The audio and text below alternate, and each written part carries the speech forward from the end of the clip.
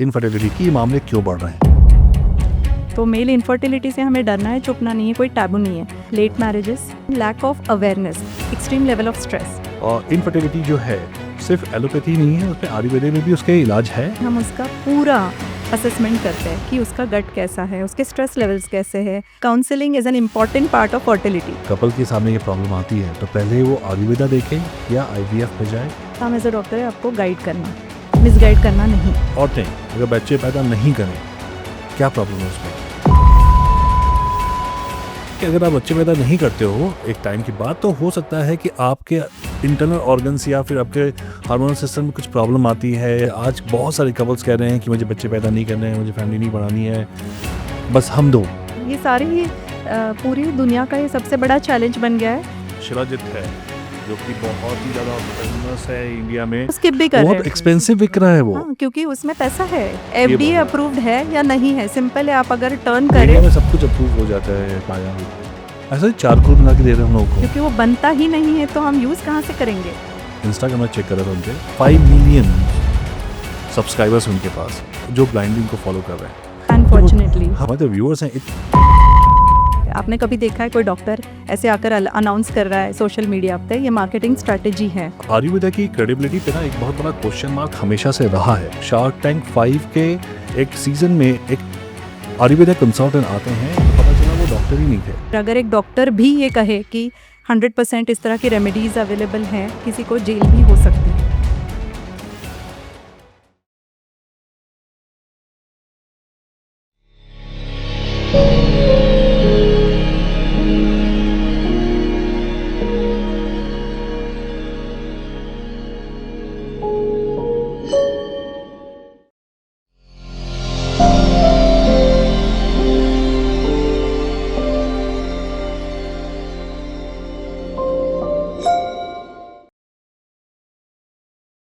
दोस्तों आज का ये एपिसोड सिर्फ आयुर्वेदा पर नहीं है।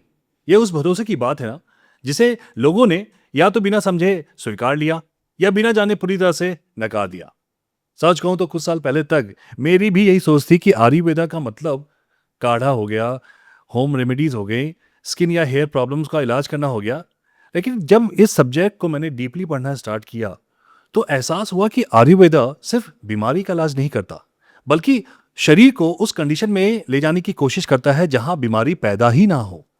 और इसी वजह से आज दुनिया भर के लोग infertility, gut health, hormonal disorders, stress, anxiety और क्रॉनिक डिजीजेस के लिए आयुर्वेदा की ओर देख रहे हैं। लेकिन इसी के साथ एक दूसरा सच भी है। कुछ लोग बिना किसी योग्यता के खुद को डॉक्टर बताकर पूरे सिस्टम की क्रेडिबिलिटी है उस पर सवाल खड़ा कर देते हैं। हाल ही में शार्क टैंक इंडिया के सीजन 5 में एक ऐसा ही मामला सामने आया जिसने पूरे देश को आयुर्वेदा की क्रेडिबिलिटी पर क्वेश्चन कर दिया। लेकिन क्या एक व्यक्ति की गलती के आधार पर पूरी चिकित्सा पद्धति को जज करना सही है? क्या हर ऑल्टरनेटिव मेडिसिन प्रैक्टिशनर वास्तव में आयुर्वेदा डॉक्टर है? और आखिर असली आयुर्वेदा और सोशल मीडिया वाले आयुर्वेदा में फर्क क्या है, कैसे करें? और इन्हीं सवालों का जवाब देने के लिए आज हमारे साथ मौजूद हैं एक ऐसी विशेषज्ञ जिन्होंने पिछले 17 सालों से हजारों मरीजों का इलाज किया है, क्लिनिकल रिसर्च किया है, नेशनल हर्बल रिसर्च अवार्ड से सम्मानित हुई हैं, infertility, Panchakarma, gut health, women's wellness, mental health और प्रिवेंटिव हेल्थ के जैसे क्षेत्रों में गहरा अनुभव रखती हैं। तो please welcome doctor Payal Khandelwal ji का। लेकिन दोस्तों, पॉडकास्ट शुरू करने से पहले मैं आपसे एक छोटी सी रिक्वेस्ट है। अगर आप चाहते हैं कि हम ऐसे ही रिसर्च बेस्ड, फैक्ट ड्रिवन और बिना किसी बायस के पॉडकास्ट आपके लिए लेकर आते रहें तो कृपया हमारे चैनल को सब्सक्राइब कर लीजिएगा। यह आपके लिए बिल्कुल फ्री है, लेकिन हमारे लिए आगे से ऐसे ही पॉडकास्ट लाने के लिए एक मोटिवेशन मिलता है। ऐसे गेस्ट लाने के लिए ये नंबर्स बहुत इंपॉर्टेंट है, तो आपका प्यार, आपका सपोर्ट बहुत जरूरी है। और हमारा कंटेंट पसंद आए तो इस वीडियो को लाइक जरूर करें और कमेंट करके बताइए कि अगला पॉडकास्ट आपको किस टॉपिक में देखना चाहते हैं। Enjoy the show. Dr. Payal, thank you so much for joining us. How are you doing? I'm doing great. Thank you, Pramod, so much for calling me on the channel. The pleasure is all mine. पिछले 17 सालों से आप सिर्फ clinical practice नहीं किया, आपने research किया है, टीचिंग की है, आयुर्वेदा आपको एक एविडेंस बेस्ड अप्रोच में लोगों के बीच लेके आ पाई हैं। So thank you so much for that. But फिर भी मैं चाहूँगा कि आप एक बार अपना इंट्रोडक्शन मेरे व्यूअर्स को दो, because I want to make sure कि जो इन्फॉर्मेशन आज उनके पास आएगी वो काफ़ी उनको ऑथेंटिक और उसकी क्रेडिबिलिटी बहुत ज़्यादा लगे।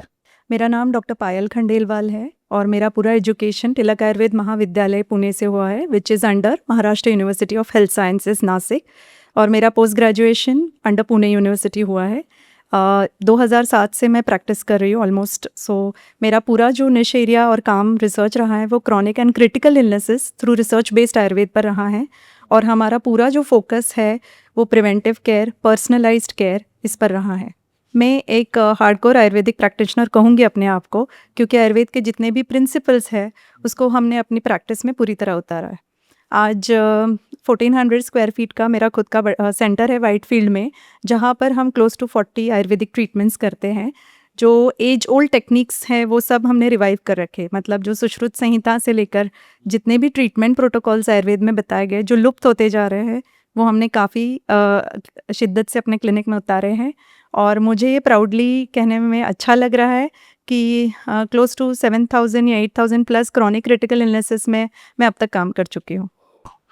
तो आज आई मस्ट से कि इस पॉडकास्ट के एंड तक जो एक आयुर्वेदिक का एक जो धारणा बन गई है लोगों के बीच में वो काफ़ी चेंज होगी, क्योंकि जब भी मैं आयुर्वेदा का नाम सुनता हूँ या जब भी मैंने इसको देखा है तो मैंने ये हमेशा यही सोचा था ये होम रेमेडीज़ हैं, और आपको स्किन की प्रॉब्लम हो रही है, हेयर की प्रॉब्लम हो रही है तो आप उसको यूज़ कर सकते हो।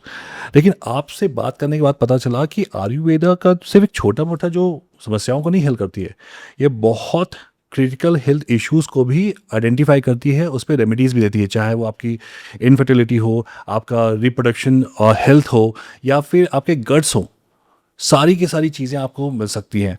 तो मैं चाहूँगा कि आज हम इसी दो टॉपिक पर डिस्कस करें at length, so that my viewers can see that कि जो इनफर्टिलिटी जो है सिर्फ एलोपैथी नहीं है, उसमें आयुर्वेद में भी उसके इलाज है, और जो हमारा गट का इशू है वो सब चीज़ से को रिलेटेड है। लेकिन उससे पहले मैं चाहूँगा कि एक और बात जो मैं आपसे डिस्कस करना चाहूँगा कि आयुर्वेदा की क्रेडिबिलिटी पे ना एक बहुत बड़ा क्वेश्चन मार्क हमेशा से रहा है, और वो क्वेश्चन मार्क और प्रोमिनेंट हो गया जब हम लोग शार्क टैंक 5 के एक सीज़न में एक एपिसोड में देखते हैं कि एक आयुर्वेदा कंसल्टेंट आते हैं जो अपने आप को डॉक्टर बताते हैं, उनका नाम मनोज दास है। और जब शार्क्स ने उनसे बात की तो उनसे पूछा कि भाई ये जो आपने डॉक्टर शब्द का जो टाइटल यूज़ किया है, क्या आप वाकई अपने डॉक्टर को ये हासिल किया है या फिर एक डॉक्टर है? तो पता चला वो डॉक्टर ही नहीं थे। और दूसरी बात ये कि जो वो थेरेपी बता रहे थे उनका ये था कि आपके पास कोई भी बीमारी हो, मैं ये दावा करता हूँ मैं उसको ठीक कर दूंगा, मैं उसके इलाज है मेरे पास। और लेकिन बाद में जब ये बहुत हाईलाइट हो गया केसेस तो उसको उन्होंने अपना डॉक्टर हटा दिया अपने इंस्टाग्राम से, और फाइनली अब पता चलता है कि उनकी जो प्रोफाइल है जिसमें वो अपने आप को एरोमा थेरेपी या फिर नेचुरोपैथ कहते हैं अपने आप को। तो आप मुझे बताओ, ये ऐसी घटना जब आप सुनते हो, जब आपके पास पता चलता है, आई एम नॉट श्योर कि आपने देखा है कि नहीं देखा, लेकिन जब आप देखोगे ना तो आपने देखा है वो वीडियो, देखा आपने राइट? तो उसमें आपको पता कैसा लगा वो देख के कि कहीं ना कहीं इस पद्धति का मतलब बेइज्जती हो रही है नेशनल टीवी पे। तो सबसे पहले thank you for bringing this up. ये एपिसोड मैंने देखा है और मैं सबसे पहला मुद्दा ये बोलना चाहती हूँ कि उन्होंने अपना इंट्रोडक्शन अरोमा थेरेपिस्ट और नेचुरोपैथी इस तरह से किया है। वहाँ पर उन्होंने आयुर्वेद का वैसे तो जिक्र भी नहीं किया, लेकिन जो ये हर्बल रेमेडीज़ और ये सब कोट किए जाते हैं, ये बेसिकली आयुर्वेद को एक बहती गंगा में कोई भी हाथ धो रहा है इस तरह से काम चल रहा है। अब इसमें दो एस्पेक्ट्स है जो हमें बहुत अच्छे से समझना है कि पहली बात, इंडिया में कुछ एक्ट्स लागू होते हैं जिसमें एक आता है कि drugs and magical remedies act 1954 का गवर्नमेंट का एक्ट है, जो ये क्लियरली बताता है कि कोई भी पर्सन, ये तो जनाब डॉक्टर थे ही नहीं, पर अगर एक डॉक्टर भी ये कहे कि 100% इस तरह की रेमेडीज़ अवेलेबल है तो ये इस एक्ट के अंडर इलीगल माना जाता है, जिसके लिए किसी को जेल भी हो सकती है। तो ये drugs and magical remedies act को बहुत सीरियसली लेना चाहिए और ये डॉक्टर्स को भली भांति जानते हैं। अगर कोई डॉक्टर डिग्री से वाकिफ़ नहीं है तो वो अलग चीज़ है। दूसरी चीज़, कौन रिकॉग्नाइज्ड मेडिकल प्रैक्टिशनर है as per the rules of Indian government. तो इसमें सबसे पहले आता है हम लोग सभी जो आयुर्वेदिक प्रैक्टिशनर्स है या होम्योपैथी प्रैक्टिशनर्स हैं या यूनानी या सिद्ध या योग जो आयुष के अंडर आते हैं सिस्टम्स में, उनको NCISM नाम की एक बॉडी गवर्न करती है, नेशनल कमीशन जो इंडिया का है मेडिकल साइंसेज से रिलेटेड, उनके अंडर हम आते हैं। तो हमें एक डिग्री जो मिलती है वो 5.5 साल बकायदा एक MBBS ग्रेजुएट जितनी ही एक आयुर्वेद, क्योंकि मैं आयुर्वेद की एक्सपर्ट हूँ, मैं अपने शास्त्र के और अपने डिग्री के बारे में ज़्यादा बताना चाहूँगी कि 5.5 years की डिग्री होती है। इसमें कोई शॉर्टकट नहीं होता, इसमें कोई डिप्लोमा नहीं होता।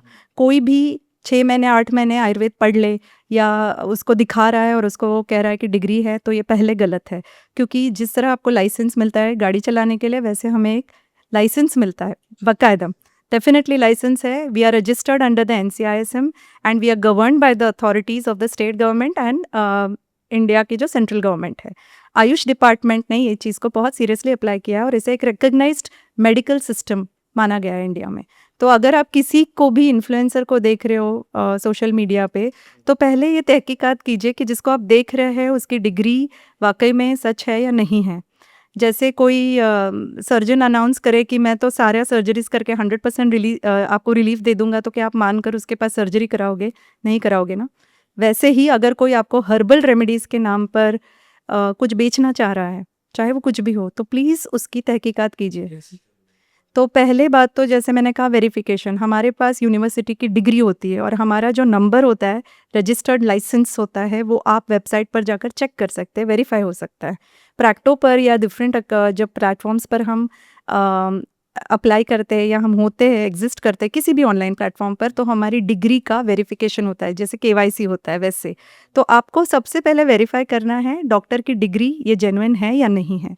जैसे मैंने अभी बताया कि Maharashtra university of health sciences ये महाराष्ट्र की गवर्निंग बॉडी है, वैसे हर स्टेट की गवर्निंग बॉडी होती है। यहाँ पर KPME अप्लाई होता है, तो उसका रजिस्ट्रेशन आपके क्लिनिक के पास होना चाहिए। वेरियस लॉज होते हैं, वेरियस रेगुलेशंस होते हैं, वो सब आपके पास होने चाहिए। MD की डिग्री 3 साल की होती है और जो ग्रेजुएट डिग्री होती है वो 5.5 साल की होती है। तो उतनी ही मेहनत हम भी करते हैं। और जैसे मैं अगेन बताना चाहती हूँ, ये वैलिड सिस्टम ऑफ मेडिसिन है, वुडूज़ नहीं है, हर्बल रेमेडीज़ नहीं है, घर की पोटली वाले में से निकलने वाली मेडिसिन बिल्कुल भी नहीं है। मुझे जैसे मैं बताऊं उनके, अगर मैं इंस्टाग्राम में चेक कर रहा था उनके 5 मिलियन सब्सक्राइबर्स हैं उनके पास, जो ब्लाइंडली उनको फॉलो कर रहे हैं। अनफॉर्चुनेटली हाँ, मुझे ये लॉजिक बिल्कुल नहीं समझ में आता है। हमारी जो ऑडियंस है, हमारे जो व्यूअर्स हैं, इतने बेवकूफ़ कैसे हो सकते हैं कि बिना किसी चीज़ को आप वैलिडेट किए हुए, रीवेरीफाई करते हुए आप उनको ब्लाइंडली फॉलो करते हो। और मैं अगर आपसे पूछूं तो आपके पास उतने फॉलोअर्स नहीं होंगे कि लोग आपको फॉलो कर रहे हैं जिनके पास ऑथेंटिक डिग्री है and they can just be an advocated कि भाई जो जिस टॉपिक पे हम डिस्कस कर रहे हैं उसके बारे में बात कर सकते हैं। Very good question, thank you for asking this. क्योंकि इसमें सबसे पहला रूल जो डॉक्टर्स पर लागू किया गया है अगेन बाय गवर्नमेंट है कि आपको क्या एडवर्टाइजमेंट करना अलाउड है। आपने कभी देखा है कोई डॉक्टर ऐसे आकर अनाउंस कर रहा है सोशल मीडिया पे, जो जेन्युइनली प्रैक्टिस कर रहा है कि मैं ये कर सकता हूँ, मैं वो कर सकता हूँ? नहीं, ये सिर्फ इन्फ्लुएंसर्स करते हैं, ये मार्केटिंग स्ट्रैटेजी है। तो please don't fall into this, because मैंने अगेन बताया जो लीगली सर्टिफाइड डॉक्टर्स होते हैं उन पर सारे कायदे कानून ये लागू पड़ते हैं। तो इसमें एडवर्टाइजमेंट का भी एक कानून लागू पड़ता है जिसमें आप कोई भी तरह के रेमेडीज़ का क्लेम नहीं कर सकते। तो डॉक्टर क्या कर सकता है? डॉक्टर आप में अवेयरनेस क्रिएट कर सकता है, ये हमें परमिशन ग्रांटेड है। हम किसी बीमारी के बारे में इंफॉर्मेशन दे सकते हैं, उसमें सही क्या है गलत क्या है ये गाइडलाइंस दे सकते हैं। लेकिन हम ये इस तरह से इस पे मेडिसिन कभी भी ऑनलाइन प्लेटफॉर्म पे नहीं बतानी चाहिए कि कोई भी रेमेडी आप ले लीजिए, इस बीमारी के लिए खा लीजिए, ये गलत है और ये डॉक्टर्स को अलाउड नहीं। तो इसकी कोई रेगुलेटरी बॉडी है हमारे पास जो कि गवर्न करती डेफिनेटली है? है। मैंने अभी जैसे बताया कि ड्रग कंट्रोलर ऑफ इंडिया का हाँ। इंडिया के सारे जितने भी फार्मेसीज है, आयुर्वेदिक फार्मेसीज हाँ। है या जितने भी जहाँ पर मेडिसिन बनाई जाती है उन सब पर ये कॉम्प्लायंसेस आते हैं, CGMP के कॉम्प्लायंसेस आते हैं। तो ये कंपनीज के कॉम्प्लायंसेस, FDA के रेगुलेशंस होते हैं। तो आप बताइए CGMP good manufacturing good manufacturing practices। Practices है और हाँ। उसके बाद जो FDA के रूल्स होते हैं वो हमें हाँ। फॉलो करने पड़ते हैं। तो FDA के रूल US के होते हैं, इंडिया में नहीं, follow? इंडियन गवर्नमेंट के भी FDA के रूल्स है। So no medicine batch is allowed और is permissioned into the market जब तक वो इन स्ट्रिंजेंट रूल्स और रेगुलेशंस को जब तक फॉलो वो नहीं क्लिनिकल करते। ट्रायल्स क्लियर ना कर करेक्ट। पाए। तो बेसिकली अगर आप किसी भी नॉन आयुर्वेदिक फार्मेसी या रजिस्टर्ड कंपनी से मेडिसिन खरीद रहे हो, आप एक ऑथराइज्ड डॉक्टर के पास जा रहे हो जो रजिस्टर्ड है, जैसे कि मैंने अभी समझाया, तो the chances of falling into traps are less. लेकिन जो मीडिया में चल रहा है वो तो फिर सब कुछ ही चल रहा है, तो उस पर हमें नहीं विश्वास करना चाहिए। इसीलिए तो लोग इतने सारे स्कैम्स में फंस जाते हैं, बिकॉज हमारी देश की जनता अभी भी भोली भाली है, अवेयरनेस नहीं है, भोली भाली नहीं है, इमोशनल ज़्यादा है। ट्रैप्स भी है। हाँ, इमोशनल ज़्यादा, क्योंकि आप जैसे आप जो भी एडवर्टाइजमेंट देखोगे जो टीवी पे आते हैं, आप वो घी बेचेंगे तो घी कैसे बेचते हैं? माँ की रोटी। हाँ, तो ये दिखा के अगर माँ की रोटी में वो प्यार दिख रहा है तो उनको माँ ही दिखने लगती है उस घी पे, राइट? वो एक बहुत बड़ा कंसर्न है। तो जैसे मैं आपको अपने बारे में बताऊं कि मैं फार्मास्यूटिकल मेडिकल डिवाइस को सपोर्ट करता हूँ यूएस में, तो मैं नोटिस करता हूँ जब भी क्लिनिकल ट्रायल्स होते हैं, जब भी कोई ड्रग डिस्कवरी होती है या फिर उस पर काम होता है, जो भी थेरेपेटिक एरियाज में काम होता है, तो उस पर ट्रायल्स होते हैं। Class 1, phase 1, phase 2, phase 3, phase 4 तक होते हैं। तो फेज़ सेकंड में आई थिंक वो रियल पेशेंट्स को लेते हैं जहाँ पे उनको ट्रायल्स हो उनके ऊपर, राइट? तो मुझे ये बताओ कि आप जो हमारा आयुर्वेद है उस पे कौन से क्लिनिकल ट्रायल्स होते हैं, कैसे पता लगाते हैं कि ये इसके एफिकेसी नहीं है और जो आउटकम है वो बिल्कुल एकदम सटीक है? तो इसको मैं आंसर करना चाहूँगी 2 पॉइंट्स पर। पहला सबसे इम्पॉर्टेंट चीज़ कि मैंने अपनी शुरुआत जब की थी, तो हम जब पोस्ट ग्रेजुएशन करते हैं तो हमें 3 साल के लिए एक ड्रग रिसर्च करवाया जाता है, जो कि क्लियरेंस एथिकल कमिटी ये देती है। और जो ड्रग हम जिस पर रिसर्च कर रहे हैं उसका प्रॉपर एक स्टैंडर्डाइजेशन प्रोटोकॉल होता है, जो Agarkar research institute of India जो पुणे में है, वहाँ से हमने ड्रग का पूरा स्टैंडर्डाइजेशन करवाया था, यानी वो मेडिसिन जेन्युइन है या नहीं है। मैंने अपना काम किया था जनरलाइज एंग्जाइटी डिसऑर्डर्स इस विषय को लेकर, और उस पर हमने जो 2 मेडिसिन यूज़ किए थे, उसका नाम अभी नहीं बता रही हूँ मैं, लेकिन उसको हमने कंट्रोल्ड ग्रुप यानी पायलट स्टडी में 30 पेशेंट्स में हमने यूज़ किया। मैं बताना इसलिए नहीं चाहती कि लोग उसको सुनकर अपने आप पे यूज़ ना करें, इसीलिए। तो सबसे इम्पॉर्टेंट है, जब हमने ये ट्रायल किया, 2 महीने का ये ट्रायल हुआ, जिसमें हर 15 डेज़ में इवैल्यूएट किया गया, और स्टैटिस्टिकल पी वैल्यू और ये सब जो रिसर्च के हार्डकोर स्टैटिस्टिक्स लगते हैं वो हमें सिखाए जाते हैं।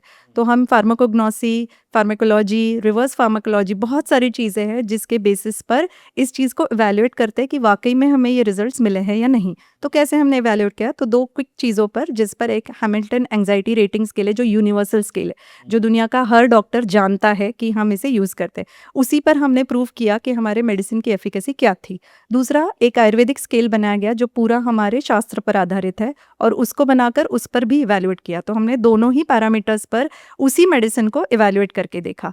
तो इस तरह आयुर्वेद में बहुत सारे क्लिनिकल ट्रायल्स इंस्टीट्यूट्स और गवर्नमेंट कराती है, और हर बार इसका डेटा पब्लिश होता है in various peer reviewed journals. इसका सबसे सीधा तरीका है, जितने भी पीयर रिव्यूड जर्नल्स है उसको आप पढ़िए, तो आपको पता चलेगा कि आयुर्वेद पे कितना सारा रिसर्च हुआ है। अनगिनत रिसर्च है, किसी भी टॉपिक को आप उठाकर ले लीजिए, आपको रिसर्च पेपर्स पब्लिश्ड मिलेंगे। ओके, तो जो एलोपैथी में एक क्लिनिकल ट्रायल्स के दौरान प्लेसबो दिया जाता है, आयुर्वेदा में ऐसा कैसा क्या होता है कि अगर जो होता है ना प्लेसबो देख के सिम्टम्स चेक करना कि भाई ये फीवर एक्चुअली है या फिर जस्ट साइकोलॉजिकली आपको ये फीवर आ गया है, ऐसा कुछ हमारे पास भी होता है तो आयुर्वेदा में? इसमें अलग अलग ट्रायल्स होते हैं, सिंगल ब्लाइंड, डबल ब्लाइंड होता है, जिसमें कंट्रोल्ड सिस्टम में भी मेडिसिन दी जाती है। तो हर एक रिसर्च पैरामीटर देखिए वर्ल्ड वाइड सेम ही है।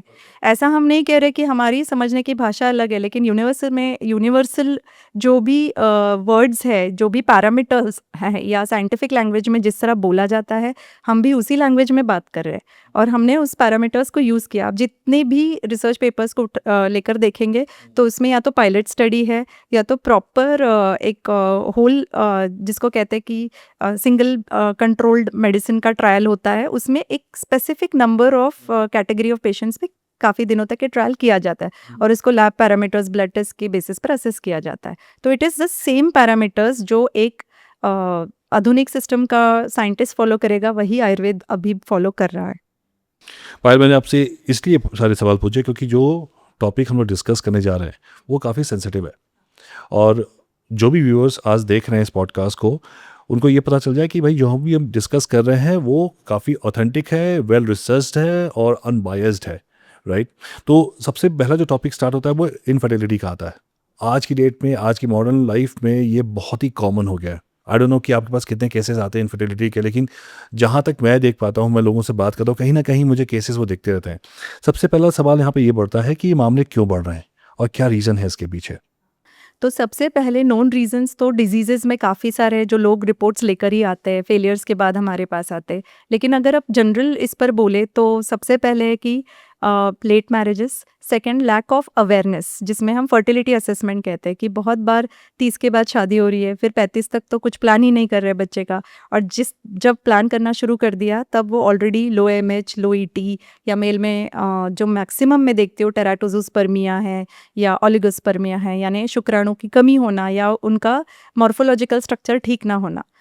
पर एक नटशेल में अगर मैं बताना चाहूँ कि इन सब की वजह क्या है, क्योंकि ये तो बीमारियों के नाम हुए, लेकिन इनका कारण क्या है, तो उसका सबसे पहला कारण है कि आप सर्कैडियन रिदम को नहीं फॉलो कर रहे हो। आज हम नेचर का ही एक हिस्सा है, हम किसी भी वक्त खा रहे हैं, किसी भी वक्त हम सो रहे हैं, और बहुत लोग ये आर्ग्यू भी करते हैं कि 8 घंटे की नींद तो हमने ले ली, लेकिन वो सही वक्त निद्रा यानी नींद नहीं ले रहे।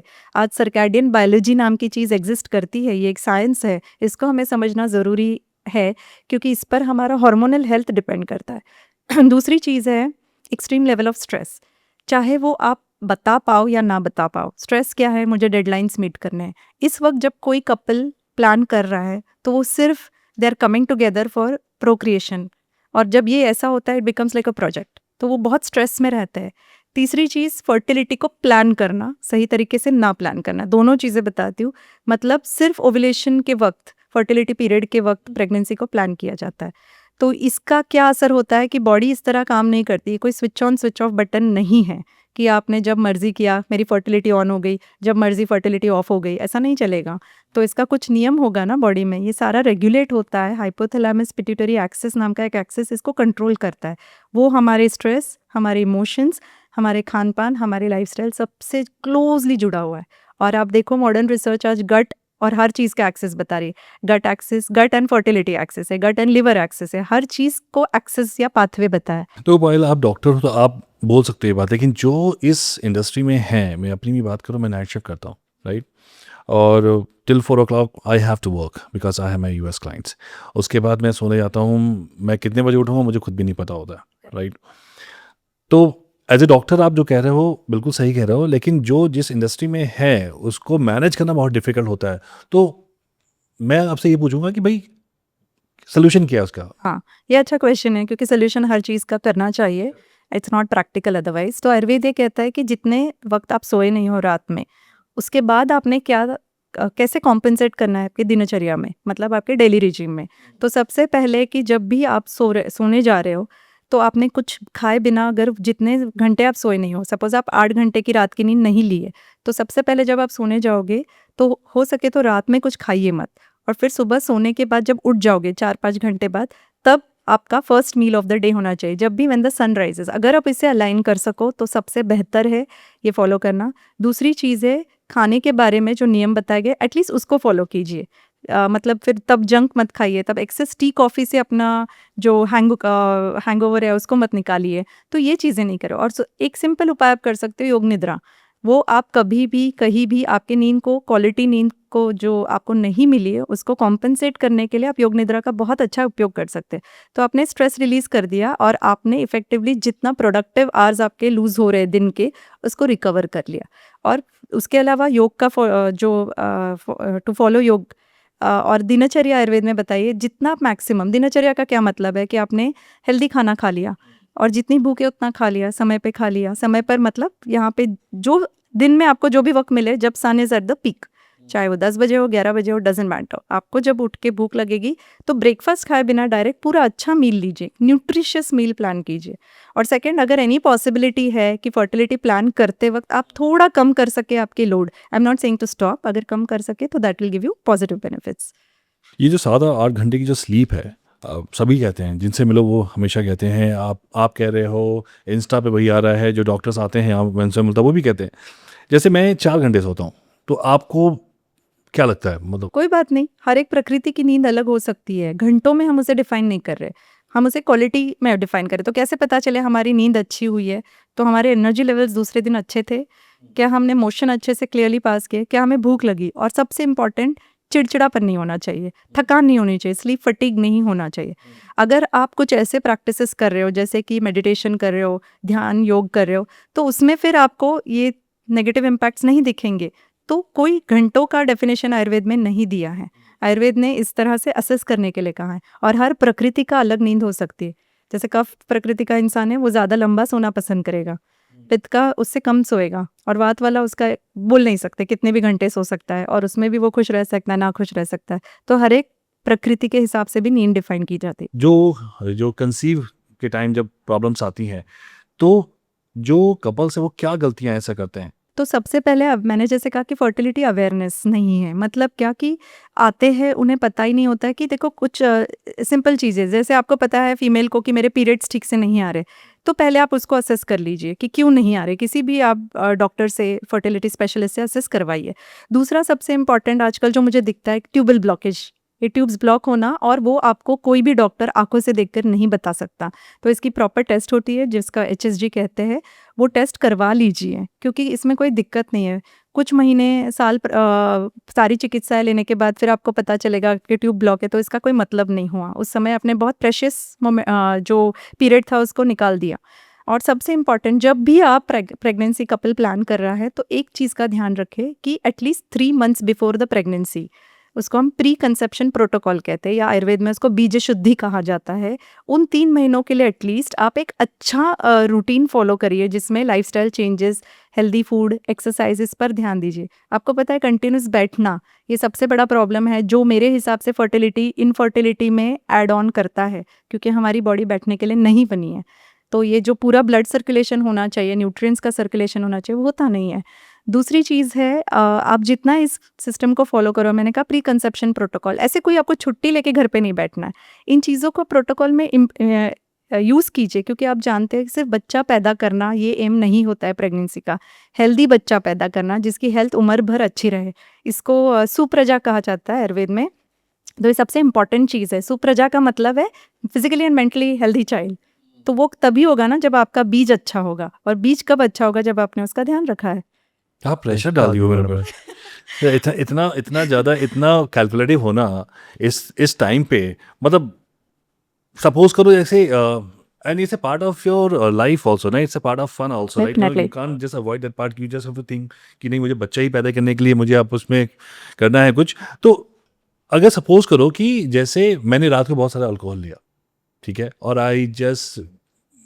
मैंने प्लान नहीं किया था, वैसे में अगर कोई मेरी वाइफ कंसीव कर लेती है, तो क्या बच्चे में इम्पैक्ट पड़ेगा? देखिए, अब जो एक्सीडेंटल प्रेगनेंसी हम उसकी बात ही नहीं कर रहे हैं, ठीक है? आप लाइफ को एंजॉय कर रहे हो, अब सब हो गया। एक्सीडेंटल प्रेगनेंसी मतलब आपने इसको प्लान नहीं किया। जब हम किसी चीज़ को प्लान करते हैं तो मतलब क्या करते हैं कि बैठ के उसके बारे में सोचते हैं। तो जब कपल इस बारे में सोच रहा है, ये सब दैट कम्स इनटू पिक्चर, तभी ये सब चीज़ें ज़्यादा पिक्चर में आएगी। लेकिन जब ज़्यादा वो प्रेशर नहीं होगा क्या, अगर हम सोच नहीं। रहे हैं कि हमें बच्चा प्लान करना है, then I have to have this part and then I have to. No, so exactly that's a perspective of you are looking at. Okay, healthy lifestyle कैसे बच्चे के लिए है क्या? नहीं ना। आज आप देखिए फैटी लीवर है ग्रेड 1, मैं अपने प्रैक्टिस में 75 to 80% पेशेंट्स देख रही हूँ जिनको फैटी लीवर हो रहा है, बड़े आसानी से घूम रहे। अब वो दिन आ गया जब ग्रेड 2 पर वो चले गए, तो लिवर बर्बाद हो रहा है, गट बर्बाद हो रहा है, सभी बर्बाद हो रहा है। आप पता है fertility is a by product of good health. आप एक मोमेंट के लिए फर्टिलिटी को निकाल दीजिए इस पिक्चर में से, क्या हेल्थ ज़रूरी है या नहीं? वरना हमने सारी दुनिया की मस्ती करने से कौन रोक रहा है? करिए, लेकिन अच्छी हेल्थ नहीं है तो उसका फ़ायदा क्या हुआ? नजदीक होगी भी नहीं। हाँ, तो ये इम्पॉर्टेंट है, इसके लिए प्रेशर नहीं लेना। See our body is like a machine, and to take care of machine you have to do some practices. हम अपने कार से ज़्यादा प्यार करते हैं, वक्त पे सर्विसिंग पे भेज देते हैं क्योंकि हाई एंड लग्जरी कार्स है, लेकिन हम अपने बॉडी का कुछ भी ध्यान नहीं रखते हैं। अनफॉर्चुनेटली बीमार होने पर डॉक्टर के पास जाना ये दुनिया की सबसे बड़ी गलती है मेरे हिसाब से। अगर आप पहले से एक छोटा इन्वेस्टमेंट, फाइनेंशियल इन्वेस्टमेंट भी तो हम हर रोज़ कर रहे हैं ना, तो ये सब भी तो हेल्थ इन्वेस्टमेंट है, इसमें क्या गलत है? और इसमें स्ट्रेस क्यों लेना है? पहली बात, उसी स्ट्रेस को निकालना है, यही आयुर्वेद समझा रहा है। And proudly I can say this is only science on earth which has talked about preventive health care. पहले कोई भी आप आयुर्वेद की संहिता उठा लीजिए हाथ में, आपको पहले 30 चैप्टर्स सिर्फ हेल्दी कैसे रहना है इसी पर मिलेंगे। तो ये तो मुझे लगता है तो बेस्ट। भी आप भी बता रही हो ना, आप यही बता रहे हो कि हेल्दी कैसे रहना है, और मैं कोशिश कर रहा हूँ कि रेमेडीज निकले बाहर। जैसे मैं आपको बताऊं कि आपने जैसे एलोपैथी की बात करें, तो वो अगर हम प्रोडक्टिव कैपेसिटी जज करना हो बिटवीन हस्बैंड एंड वाइफ, हम लोग बहुत अच्छे से उसको निकाल सकते हैं। आयुर्वेद कैसे उसका मूल्यांकन करता है कि भाई किस में ज़्यादा कमी है? तो देखिए, मेल एंड फीमेल दोनों ही इक्वल पार्टनर्स हैं। आज तक कुछ साल पहले तक मेल को इतना इम्पोर्टेंस नहीं दिया था फर्टिलिटी में, लेकिन असेसमेंट की जब मैं बात कर रही हूँ तो मेल्स में भी सीमेन एनालिसिस, स्पर्म DFI नाम की टेस्ट होती है, और स्क्रॉटल डॉपलर मिनिमम टेस्ट है अगर हमें उसकी प्रॉब्लम्स को पता करना है, और इसमें कोई कमी नहीं है। कोई डायबिटीज़ का इंसान छुप नहीं जाता है, तो मेल इनफर्टिलिटी से हमें डरना है, छुपना नहीं है, कोई टैबू नहीं है। सेकेंड है फीमेल्स में, तो आयुर्वेद में जो 4 फैक्टर्स बताए कि बीज है, अंबु है, क्षेत्र है और ऋतु है, यानी ये 4 फैक्टर्स है। जैसे एक किसान अपने खेत में एक बीज बोता है, तो वो सही समय पर बोता है, सही वक्त पर बोता है और उसको क्लीन करता है, उस ज़मीन को पहले क्लीन करता है, फिर एक अच्छी क्वालिटी का बीज बोता है। ये जो उपमा है, ये एग्जाम्पल आयुर्वेद ने वैसे ही दिया है कि अगर आपको एक हेल्दी बच्चा चाहिए तो सही समय पर और सही पोषण वाला जो बीज है उससे आपको अच्छे रिजल्ट्स मिलेंगे। तो जब हम फीमेल को भी इवैल्यूएट करते हैं तो ये सब देखते ही है। टेस्ट तो मैंने बता दिया, लैब इन्वेस्टिगेशन चाहे वो TVS स्कैन्स हो या ब्लड टेस्ट हो, वो तो हो गया। लेकिन आयुर्वेद की खासियत मैं आपको बताती हूँ कि हम उसका पूरा असेसमेंट करते हैं कि उसका गट कैसा है, उसके स्ट्रेस लेवल्स कैसे हैं, क्या उसके कोई पास्ट ट्रॉमेटिक हिस्ट्री रही है। क्योंकि मैंने अपने मैं आपको केस के साथ एग्जांपल देती हूँ कि एक फ़ीमेल पेशेंट थी जिसको हमने ट्रीटमेंट, वो सारा फेल होने के बाद जब हमारे पास आई तो उसको जब ट्रीटमेंट चालू की तो मुझे पता था कि उसके कुछ साइकोलॉजिकल इश्यूज थे। She was not mother in law से बहुत घर में अनबन होती रहती उससे थी। भी प्रॉब्लम होती है। डेफिनेटली आप सोचिए कैसे वातावरण में आप रह रहे हो जहाँ पर हर रोज कोई आपसे लड़ मतलब रहा है। मदर इन लॉ नहीं, कोई भी हाँ, किसी भी स्ट्रेस होता है, किसी भी मदर इन लॉ को स्ट्रेस नहीं है। लाते हैं बीच में। हाँ, मतलब मैंने एक हाँ, एग्जाम्पल example दिया। केस के लिए दिया है, हाँ। Not that too definitely there are supportive mother in laws. Yes. Husband भी हो सकता है। मैंने केसेस देखे जहाँ हस्बैंड वाइफ लिटरली मेरे सामने लड़ पड़े हैं और वो बच्चा प्लान कर रहे हैं, वो मेरे सामने बैठकर लड़े हैं। मैंने कहा आप करते कैसे। एक केस है जहाँ पर उन्होंने बताया कि हस्बैंड का मुंह इस तरफ है, वाइफ का मुंह इस तरफ है, और ये बिल्कुल एग्जैजरेशन नहीं है, ऑब्वियसली प्राइवेसी और वो रीजन आपके से सामने नाम बैठ है। के ट्रीटमेंट की मेरे बात कर से रहे हैं। उन्होंने for a minute I just paused, I was like guys आप you need to think, rethink कि आपको करना क्या है। तो आपने क्या किया उस समय? आयुर्वेदा साइड हो गया होगा, नहीं, मैंने उनसे आप पहले काउंसलिंग कर रहे हो कि पहले काउंसलिंग करो अपनी। You have come to the right term. Counselling is an important part of fertility, important, क्योंकि जब तक आप काउंसलिंग नहीं कर रहे हो, मैंने जहाँ बोला ना कि लोगों को अवेयरनेस नहीं है, तो काउंसलिंग प्लेज अ रोल। तो definitely yes, we do a lot of counselling and I am proud to say that fertility regime जब मैं बात कर रही हूँ तो उसमें हम शारीर और मानस दोनों को इंपॉर्टेंस देते हैं। उसके बिना हम ट्रीट कर रहे हैं तो किसको, ह्यूमन बींग है ना, मशीन को थोड़ी ना ट्रीट कर रहे हैं। तो आप कह रहे हो कि आयुर्वेद से एग की जो क्वालिटी है और जो स्पर्म का जो हेल्थ है वो बेटर हो सकता है? यस, हो सकता है, और ये हमने करके भी देखा हुआ है। Over years we are doing it. तो ये जो कहा जाता है जो शिलाजित है, जो कि बहुत ही ज़्यादा फेमस है इंडिया में, हर कोई बेच रहा है, वाकई इससे कुछ होता है? देखिए, शिलाजित, पहले इसको अगर समझे तो शिलाजित सिर्फ हिमालय में पाया जाने वाला रेजिन है, एक मिनरल आप कहोगे उसको।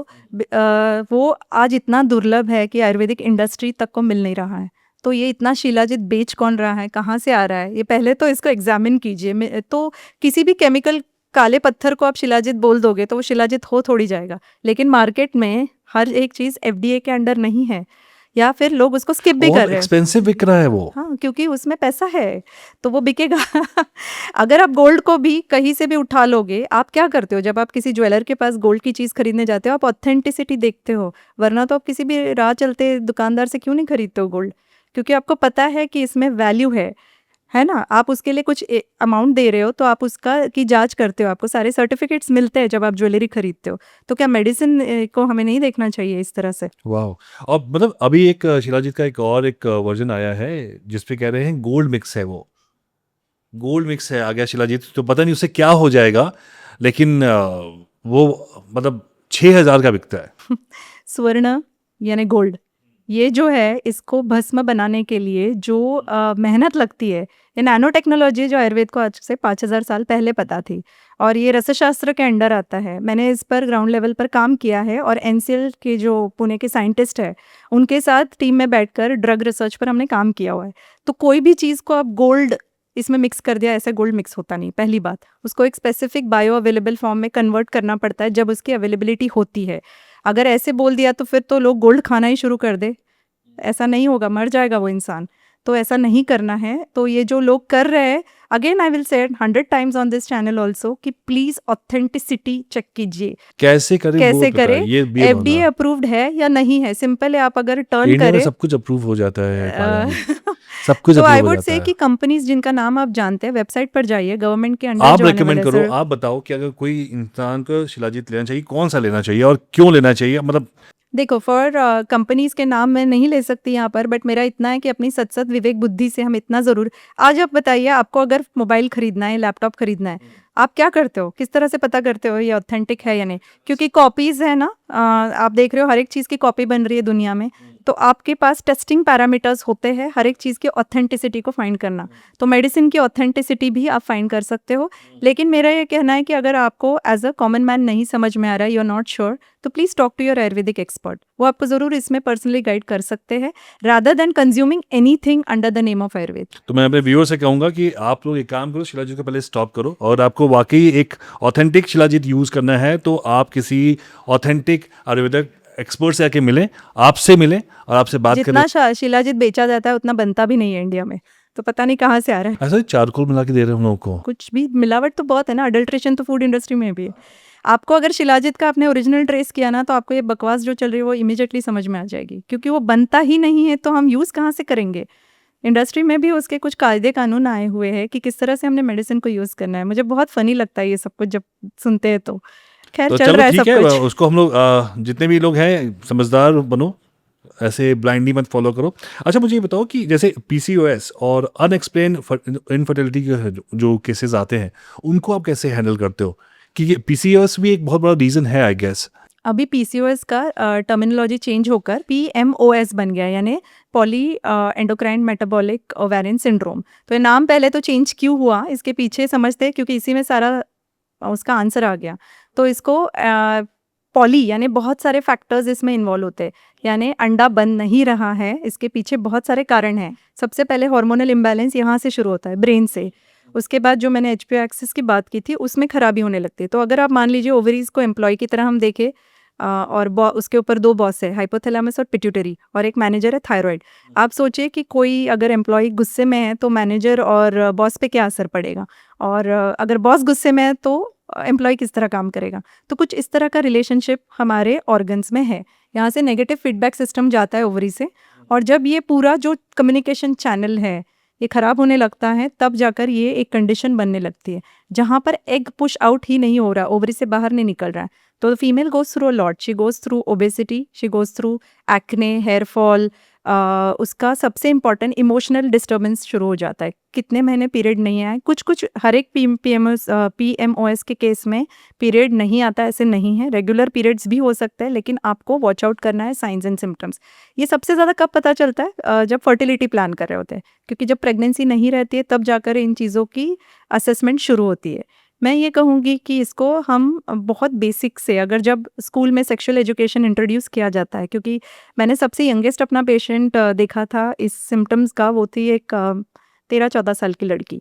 तो आप समझ सकते हो कि अगर इस एज से शुरू हो रहा है तो आगे जाकर डायबिटीज़, ओवेरियन कैंसर, ये सब होने का जो, या इनफर्टिलिटी होने का, या ओबेसिटी होने के चांसेस है, इमोशनल आउटबर्स्ट होने के चांसेस है, बहुत बढ़ जाते हैं। तो मुझे लगता है जितना आप प्रिवेंटिव केयर में पहले बिलीव करोगे उतना अच्छा रहेगा। एज पेरेंट्स जिनके बच्चे टीनेजर्स है, एडोलेसेंट एज में है, उन्हें ये अवेयरनेस ज़रूर होनी चाहिए कि पीरियड्स नहीं आ रहे हैं तो इस पर हमें किस तरह से ध्यान देना चाहिए। और आयुर्वेद में इसके लिए एक बहुत ही ब्यूटीफुल रेजीम, जिसको हम रजस्वला परिचर्या कहते हैं, यानी मेंस्ट्रुअल रेजीम, कि आपको क्या खाना चाहिए, क्या आपकी लाइफस्टाइल होनी चाहिए मेंसेस के वक्त, जिसकी आपकी पूरी हेल्थ डिटरमाइन होती है। इतना डीप लेवल तक थिंकिंग इस साइंस ने हमें दिया हुआ है। तो अगर इस तरह के अवेयरनेस हम अपने बच्चों में लाए तो ये आगे जाने वाले कॉम्प्लिकेशन से हम बच सकते हैं। तो सपोज कर कोई आपके पास कपल आता है और वो कहता है कि भाई हमारे बच्चे नहीं हो पा रहे हैं, ठीक है। अब जब एलोपैथी से मिले थे उन्होंने कहा था कि भाई आप आईवीएफ कराओ, ठीक है, वो प्रोसेस करो। तो as a consultant, as a expert, आप क्या एडवाइस करोगे अगर किसी कपल के सामने ये प्रॉब्लम आती है, तो पहले वो आयुर्वेदा देखे या आईवीएफ पे जाए? कैसे वो चूज़ करे किस? एज एन आयुर्वेदा एक्सपर्ट मैं ये सबसे पहले कहूँगा, हमारा काम एज अ डॉक्टर है आपको गाइड करना, मिसगाइड करना नहीं। चूज़ आपने करना है, कोई भी डॉक्टर आप पे थोप नहीं सकता कि ये आईवीएफ ही कराना चाहिए या आईयूआई ही कराना चाहिए। उसके कुछ स्पेसिफिक इंडिकेशन साइंस ने दिए हुए हैं। अब आप बात करें कि किसके पास पहले जाना चाहिए, तो अगेन वो क्या प्रॉब्लम से गुजर रहा है उसके ऊपर बहुत चीज़ें। तो आप बताओ मुझे कि क्या प्रॉब्लम हो सकती है, कब उसको आईवीएफ चूज करना चाहिए, कब उसको आयुर्वेदा से कंसल्ट करना? सो देखिए, जब कमिंग टू बेसिक्स, जो मुझे अपने प्रैक्टिस में दिखा है कि जब हमारे पास पेशेंट्स आते हैं तो कई बार आईवीएफ क्लिनिक्स भी हमारे पास पेशेंट भेजते हैं, उनका आईवीएफ सक्सेसफुल नहीं होता, फेल होता है, तब तो रास्ते बंद हो जाते हैं, ऐसे कपल को लगने लगता ऐसे है। आपके पास आए काफी सारे? डेफिनेटली आए हैं, और डेफिनेटली उनमें हमने रिजल्ट, मैंने कहा जैसे कि आईवीएफ के लिए हम आईवीएफ के डॉक्टर्स जो हमारी प्रैक्टिस को देख रहे हैं, वो they are not blind. As a person who is scientifically aware, उन्हें ये हर एक डॉक्टर का ये एम होना चाहिए कि अपने पेशेंट को रिजल्ट दे। किस पैथी से आप उस वक्त यूज़ कर रहे हो, मतलब आपके पास नहीं हो रहा है तो किसी और के पास गाइड कर सकते हो। तो ये अवेयरनेस अगर डॉक्टर में है तो हम सब कोलैबोरेशन में भी काम कर सकते हैं। अब लिमिटेशंस मैं बताती हूँ, हर एक साइंस की अपनी लिमिटेशंस है, कोई भी साइंस 100% आपको डिलीवरेबल रिजल्ट्स नहीं दे सकता। तो सबसे पहले इंपॉर्टेंट है कि क्या करना चाहिए, तो पहले तो असेसमेंट करिए। असेसमेंट के बाद कई बार पेशेंट्स हमारे पास चॉइस लेकर आते हैं, जैसे ट्यूबल ब्लॉकेज के केसेस में हम आयुर्वेद के थ्रू उत्तर बस्ती नाम की एक प्रक्रिया होती है जिससे ट्यूबल ब्लॉकेज निकालते हैं। ये पहले भी लोग लैप्रोस्कोपी के पास जाते थे, लेकिन कई डॉक्टर्स बहुत सारी वजह से नहीं कर पाते, तो वो लिमिटेशंस आने के बाद पेशेंट हमारे पास आते हैं, और ट्यूबल ब्लॉकेज पर उत्तर बस्ती नाम की जो ट्रीटमेंट आयुर्वेद की, बहुत अच्छे से काम करती है। लो एमएच में बहुत अच्छे से काम करती है, थिन एंडोमेट्रियम में। मेरे पास एक 30 ईयर ओल्ड केस आई थी जिसका एमएच 0.02 था। ये इतना कम है कि उसे कहा गया था कि डोनर एग से ही आपको बच्चा होगा, आप डोनर एग की कोशिश कीजिए। अब पेशेंट सोचिए 30 इयर्स ओल्ड है और वो नहीं चाहती कि उसका एग नहीं है और कोई और egg. It is a big emotional trauma. तो उसे फिर जो आईवीएफ डॉक्टर्स थे, आईवीएफ कराने वाले, उन्होंने कहा कि आप दूसरे सिस्टम्स के पास ट्राई कीजिए, आयुर्वेद के पास अगर है तो आप कोशिश कर सकते हो। जब हमारे पास ये केस आई तो डोनर एग रिफ्यूज़ होने की वजह से वो आईवीएफ नहीं करा पा रही थी, बिकॉज उसको नहीं करना था डोनर एग के साथ।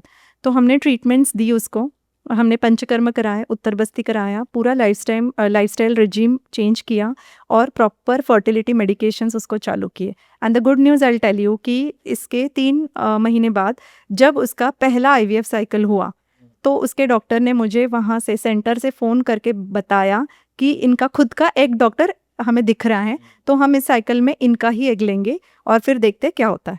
And she conceived in that one cycle. So such amazing case stories, and I think she has given us a review over this because ये सारी सच वाली घटनाएं हैं कि सिर्फ नंबर नहीं देखा जाता है, उस पर क्या काम करना है। या फिर बहुत थिन एंडोमेट्रियम है तो उसमें भी आईवीएफ क्लिनिक्स नहीं ले पाते पेशेंट को, वो रिस्ट्रिक्शन है, तो फिर आयुर्वेद के पास इसका इलाज होता है। तो इस तरह कोलैबोरेशन में भी हम काम करते हैं। और जैसे मैंने, अगर दोनों ट्यूब्स ही नहीं है तो आयुर्वेद कुछ नहीं कर सकता उसमें, फिर हम कहेंगे कि आप सर्जिकली कराओ या आईवीएफ के थ्रू ही आप बच्चा पैदा कर सकते हो। तो ये क्लैरिटी डॉक्टर को भी होनी चाहिए और हर साइंस के प्रैक्टिशनर को होनी चाहिए कि हम कितना कर सकते हैं और क्या नहीं कर सकते। तो आप कह रहे हो पहले जो प्रॉब्लम एरिया है उसको, जो प्रॉब्लम स्टेटमेंट है उसको आइडेंटिफाई कर लो, उसके बाद डिसाइड करो कि मुझे आयुर्वेदा अलग करना है या फिर मुझे। तो रास्ते आपके पास है, जैसे मैं पसंद करती हूँ अपने पेशेंट्स को बताना कि ये रास्ते आपके पास है। अगर वो अनएक्सप्लेन के लिए आते हैं, देखो कपल्स क्या करते हैं, सारी चीज़ें पढ़कर सुनकर या तो ट्रीटमेंट लेकर आते हैं। जब उनके पास कोई रास्ता नहीं होता है तब वो आपका दरवाज़ा खटखटाते हैं, तो उन्हें सब कुछ पता। मेरा ये कहना होता है कि पेशेंट को भी कई बार डॉक्टर से ज़्यादा पीएचडी किया हुआ होता है, उसको बहुत अवेयरनेस हो जाती है। Internet. Yes, welcome to internet. Let's not talk about good and bad part, but होता है and we have to be aware कि उनको भी ये नॉलेज है, तो आपको उसी साइंटिफिक बेसिस पर उन्हें गाइड करना चाहिए, मिसगाइड नहीं करना चाहिए। एक बहुत ही सेंसिटिव क्वेश्चन है दिमाग में आया बात करते हुए कि ये जो पीरियड होता है ना, खासकर लड़कियों के लिए, जो इनफर्टिलिटी वाला जो पीरियड होता है बहुत स्ट्रांग होता है और उस समय उनके इमोशनल ब्रेकडाउन बहुत होते हैं। तो एज ए कंसल्टेंट और एज ए फैमिली मेम्बर हमें क्या करना चाहिए जो कि उस मोमेंट को संभाला जा सके और वो कहीं ना कहीं उनको एक काइंड ऑफ इंकरेजमेंट दिया जाए कि हाँ भाई आप नहीं, हो जाएगा सब ठीक, क्योंकि ये बहुत बड़ा पॉइंट मुझे दिखता है। तो इसका एक ब्यूटीफुल, अगर एक लाइन में मैं सम अप करूँ तो आयुर्वेद में इसको कहा है कि गर्भधारणा नाम सौमनस्य, एक वर्ड में उन्होंने पूरा फर्टिलिटी का सक्सेस बता दिया। यस, सो सौमनस्य मतलब मन का अच्छा होना। वो 5000 साल पहले इन चीज़ों के बारे में क्यों बोल रहे थे, क्या उन्हें ज़रूरत थी बोलने की? इसलिए बोल रहे थे क्योंकि आपका अगर मन खराब हो, मन अच्छा नहीं हो, यानी स्ट्रेस ज़्यादा हो, तो आपके बॉडी में कॉर्टिसोल नाम का हार्मोन बहुत तूफान मचाने लगता है, क्योस मचाने लगता है। इस क्योस में एज अ इंडिविजुअल मेरी बॉडी क्या देखेगी, मेरा सर्वाइवल इंस्टिंक्ट को ऑन कर देगी। मतलब क्या कि मेरे ज़िंदा रहने के लिए, मेरी सांस लेने के लिए मेरे बॉडी के फंक्शंस अच्छा होना ज़रूरी है। प्रेगनेंसी बिकम्स अ लग्जरी, ठीक है, तो प्रेगनेंसी सर्वाइवल के लिए ज़रूरी नहीं है। तो जब बॉडी इस तरह सोचती है तो आप फर्टिलिटी के जोन में आ नहीं सकते, चाहे आप कितने भी हॉर्मोन्स अपने आप अंदर डाल दो। वो फीमेल्स कितने ही डिप्रेशन से चली जाती है, अगर इमोशनली वो हेल्दी नहीं है, they are not in place, तो उनकी बॉडी उस प्रेगनेंसी को एक्सेप्ट नहीं करती, इसीलिए फेलियर्स आते हैं। क्योंकि the uterus is a receptive organ, एक बोल की तरह, एक बर्तन की तरह है, अगर आप देखो उसका शेप, मतलब क्या, रिसेप्टिविटी, एंडोमेट्रियल रिसेप्टिविटी, ये बहुत इंपॉर्टेंट कॉन्सेप्ट है। ये कब होगा? जब मसल्स रिलैक्स हो गए, तभी तो वो प्रेगनेंसी टिक पाएगी या रिसीव कर पाएगी। तो इसके लिए मन का ठीक होना सबसे ज़रूरी है। और इसको अगर आप मॉडर्न लैंग्वेज में हम बताना चाहें तो साइको, न्यूरो, एंडोक्राइनो, इम्यूनोलॉजी, इतना बड़ा शब्द इसमें आता है कि आप मल्टीपल फैक्टर्स पे जब काम करते हो, तब वो प्रेगनेंसी लेने के लिए उस फीमेल की बॉडी तैयार होती है। तो मैं ज़रूर कहूँगी कि ट्रीटमेंट्स लीजिए, आप मेडिसिन लीजिए, लेकिन इसके साथ साथ देखिए कि पेशेंट का मन कहाँ है। कई बार अनुभव के बेसिस पर बोल रही हूँ कि पेशेंट सोचते हैं कि डॉक्टर ही बच्चा पैदा करके दे देगा। ये कोई अमेज़न से ऑर्डर नहीं आ रही है आपके लिए, आप ही का एग जाने वाला है, आप ही का स्पर्म जाने वाला है और आप ही उसको रिसीव कर रहे हैं। वो जो भी बनाकर दे रहे हैं वो एक एम्ब्रियो है, वो भी आप ही का है। तो आपको नहीं लगता कि ये चीज़ें मैटर कर रही है? अगर मैं स्ट्रेस में हूँ तो मेरी बॉडी पहले उस चीज़ को रिजेक्ट कर देगी। एज अ रूल ऑल्सो हमारी बॉडी प्रेगनेंसी को एज अ फॉरेन बॉडी देखती है पहले, ताकि उससे हमें कोई सर्वाइवल थ्रेट नहीं है, तभी उसको कंटिन्यू करने देती है। तो जब इतना बड़ा शास्त्र इसके पीछे है, तो एक छोटी सी समझने वाली बात है कि हम मेंटली कितने स्ट्रांग है उस प्रेगनेंसी को सस्टेन करने के लिए, और क्या हम इन प्लेस है। तो फैमिली का क्या रोल आता है? सपोर्ट कीजिए, उन्हें ताने देना बंद कीजिए। बहुत लोग यहाँ पे आज भी टैबू मानते हैं, फर्टिलिटी के बारे में ना डिस्कस करना चाहते हैं, ना घर वालों को उससे छुपाना चाहते। अगर फैमिली सपोर्टिव एक्शन दे तो वो प्रेगनेंसी अगर 1 साल बाद होने वाली है, तो हो सकता है आपके काम, आपकी जो मेंटल सपोर्ट है उस फीमेल को, चाहे वो कोई भी फॉर्म ऑफ ट्रीटमेंट ले रही हो, आप उसका मोरल बूस्ट कीजिए उसे। बहुत लोग आज भी ताने देते हैं, या उनको बहुत दे फील वेरी इन्फीरियर, या दूसरों की प्रेगनेंसीज देखकर वो औरत अंदर से बिल्कुल टूट जाती है। तो सबसे पहले इस चीज़ को सपोर्ट करना है। इसी के लिए हमारे क्लिनिक में मैं मानस को बहुत इंपॉर्टेंस देती हूँ, तो हम लोग वहाँ पर उनके फर्टिलिटी की माइंडसेट पर भी काम करते हैं। मेरे हिसाब से fertility mindset is an important topic all together, जिसको इंक्लूड करना ही चाहिए। ट्रीटमेंट्स उसके बिना नहीं करने चाहिए। आप डेड बॉडी पर ट्रीटमेंट्स नहीं कर सकते। आप अलाइव बॉडी, जिसमें चेतना है, जिसमें जीवन की इच्छा है, उसी को आप रिजल्ट्स दे सकते हो। तो पहले उसमें वो इच्छा, कई बार इतनी वो कपल्स टूट जाते हैं, रोने लग जाते हैं, तो आप क्या ट्रीटमेंट दोगे? क्या आपको सच में अंदर से लगता है, लॉजिकली आपके ब्रेन को लगता है कि सिर्फ मेडिसिन देने से ये इंसान को प्रेगनेंसी रह जाएगी? मुझे तो नहीं लगता, ना मैंने ऐसे देखा है। पर जब हम प्रॉपर काउंसलिंग करते हैं, उन्हें समझाते हैं कि आपको किस तरह आपके माइंडसेट पे काम करना है, इसके लिए we go into much deeper protocols, like right from fertility meditations, fertility regime, treatments, वो सब प्रॉपर प्रोटोकॉल प्लान करके ही उन्हें प्रेगनेंसी प्लान करने को कहते हैं। पायल, हम लोग ने इतनी सारी बातें की फर्टिलिटी के बारे में, एक क्वेश्चन दिमाग में आता है कि क्या अगर लड़कियां, औरतें अगर बच्चे पैदा नहीं करें, क्या प्रॉब्लम है उस पर? कोई प्रॉब्लम नहीं है, ये उनकी अपनी पर्सनल लेकिन एक चॉइस हो चीज सकती है, है। जैसे कहा जाता है कि अगर आप बच्चे नहीं करते हो, जैसा मैंने सुना है, maybe I am wrong, हाँ, बट कहा जाता है कि अगर आप बच्चे पैदा नहीं करते हो एक टाइम के बाद, तो हो सकता है कि आपके इंटरनल ऑर्गन्स या फिर आपके हार्मोनल सिस्टम में कुछ प्रॉब्लम आती है या कुछ दिक्कतें आती हैं, जो कि बाद में हो सकता है कि आपको एक एडवर्स रिजल्ट दे। जैसे कहा जाता है कि औरतें ब्रेस्ट फीडिंग करती हैं, राइट, करवाती हैं जब बच्चा पैदा होता है, तो it's a very important part of their life, but अभी जो नहीं हो रहा, उनके ब्रेस्ट कैंसर के चांसेस काफ़ी बढ़ गए हैं। नहीं, कितनी तो मैं इस सच्चाई? पे कहूँगी कि ब्रेस्ट कैंसर दोनों ही तरह के औरतों में पाया जाता है। ऐसे कोई कंक्लूसिव डेटा नहीं है कि जो ब्रेस्ट फीडिंग नहीं करा रही है और वर्सेस ब्रेस्ट फीडिंग कराए। हाँ, of course breast feeding is beneficial to the women, लेकिन जिस तरह के हार्मोन्स आजकल औरतें खा रही है, चाहे कॉन्ट्रासेप्टिव पिल्स खा रही है या बहुत तरह के हार्मोनल इंटरवेंशंस अपने आप करते हैं, तो उससे भी इन चीज़ों पर असर पड़ता है। और ब्रेस्ट कैंसर की बहुत सारी और भी वजह है। तो मैं ये कहना चाहूँगी, उसके बारे में हमें एक अंडरस्टैंडिंग होनी चाहिए। पहले तो जेनेटिक प्रीडिस्पोजिशन, यानी आपकी फैमिली हिस्ट्री क्या है, उस पर आपने ध्यान देना चाहिए। दूसरा, ब्रेस्ट कैंसर की बहुत सबसे ज़्यादा इंपॉर्टेंट, हमने बेस लेवल पे जब कैंसर रिसर्च में मैंने 4 साल काम किया हुआ है, तो हमने जो एक, और आज भी मेरे कलीग्स जो काम कर रहे हैं उनसे मेरे डिस्कशंस होते हैं, तो आपको यकीन नहीं होगा कि कैंसर होने की जो टेंडेंसीज है, कैंसर सेल्स हम सबके बॉडी में है, लेकिन उसे एक फेवरेबल एनवायरनमेंट मिलने पर ही वो एक्टिवेट होते हैं। तो वो जब एक्टिवेट होता है, जब आपके सेल की इम्यूनिटी पूरी तरह डिसबैलेंस हो चुकी है। और इसका सबसे इंपॉर्टेंट रीज़न खाने पीने के अलावा है, एक जो हमने सबसे ज़्यादा एक स्पेसिफिक उम्र, और मैं ब्रेस्ट कैंसर से रिलेटेड बात कर रही हूँ, उसमें लोनलीनेस या स्ट्रेस, जो औरतें बिल्कुल अकेलापन महसूस कर रही है, उन उन चीज़ों से भी उनमें कैंसर डेवलपमेंट होने की टेंडेंसीज बढ़ गई है। तो आप ये सोचिए कि कहाँ तक हम जाकर इसका रिसर्च कर सकते हैं। तो कोई एक स्पेसिफिक कैटेगरी नहीं है कि हम इसी पर काम कर रहे हैं, इसी के बारे में हम बोले। और ऑफ कोर्स देखिए, अगर कोई इंसान खुश है और उसको बच्चे नहीं चाहिए तो वो उसकी पर्सनल चॉइस है। लेकिन अगर वो हेल्दी है, इम्यूनिटी उसकी अच्छी है, फिजिकल और मेंटल हेल्थ अच्छी है, तो उसको बीमारी होने और कैंसर क्यों होगा उसको? ऐसा कोई रिलेशन एस्टेब्लिश नहीं हुआ है। Of course I am not encouraging anything in the society negative, but हमने देखना चाहिए कि आजकल दुनिया चेंज हो रही है, तो सबको अपना एक चॉइस है। और औरत क्या सिर्फ बच्चे पैदा करने के लिए बनी है, ऐसा बिल्कुल भी नहीं है। I get your point. As a doctor जैसे आज बहुत सारे कपल्स कह रहे हैं कि मुझे बच्चे पैदा नहीं करने हैं, मुझे फैमिली नहीं बढ़ानी है, बस हम दो। तो एज ए डॉक्टर आप क्या एडवाइस करते हो कि भाई बच्चों का होना मतलब एक इम्पॉर्टेंट पार्ट है, या फिर इसको जितने कपल्स हैं वो इग्नोर कर सकते हैं? मैं ऐसा इसलिए बोला हूँ कि आज जो इंडिया की जो जनसंख्या है, जो नए वो कम होती जा रही है। डिक्लाइन, ये सारी ही पूरी दुनिया का ये सबसे बड़ा चैलेंज बन गया है। और इंडिया में भी नॉर्थ वर्सेस साउथ में भी आप देखोगे तो फर्टिलिटी रेट्स डिफरेंट है।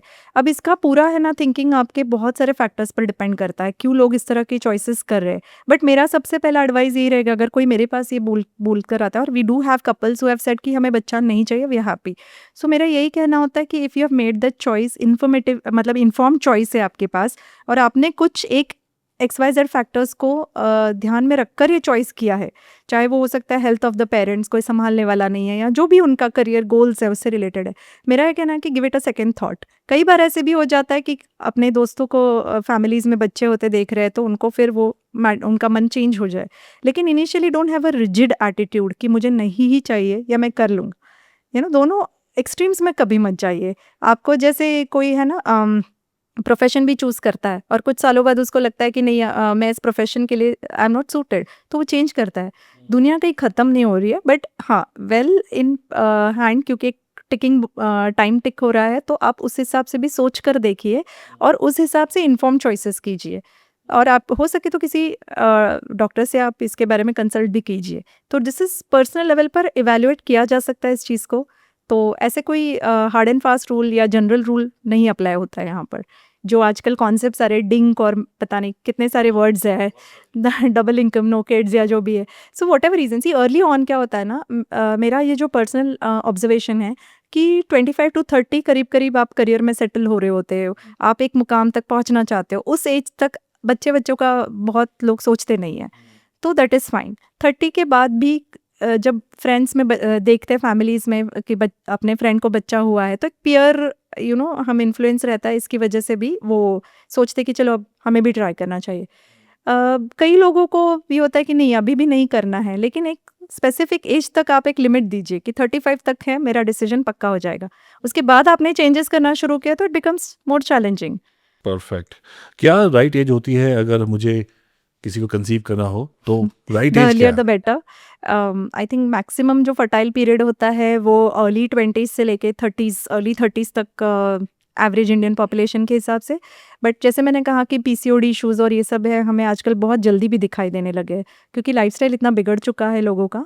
तो जितना जल्दी आप सेटल हो जाए, और मैंने कई ऐसी करियर वुमेन देखी है अपने लाइफ में जिन्होंने पहले बच्चे कर लिए एंड अब वो और उनका करियर और उनके बच्चे साथ साथ ही बड़े हो रहे हैं। मैनेजेबल है, ये मैनेज किया जा डेफिनेटली सकता है? मैनेजेबल है।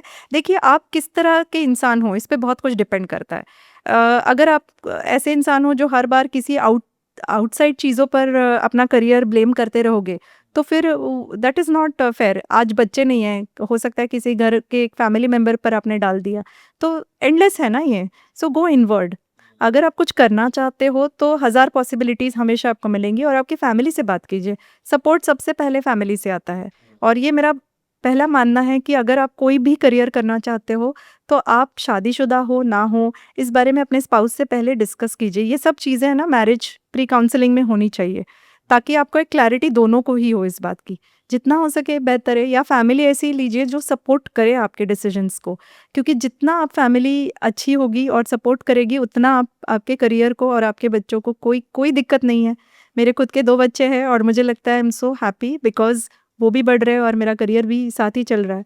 और ऐसे बहुत सारी औरतें, आप इंदिरा पेप्सिको की जो सी उनको नुई को देख लीजिए, वो खुद उनके कभी इंटरव्यूज़ आप सुनिए, वो क्या-क्या बताती है, उनकी भी 2 बेटियाँ हैं, कहाँ है आज वो?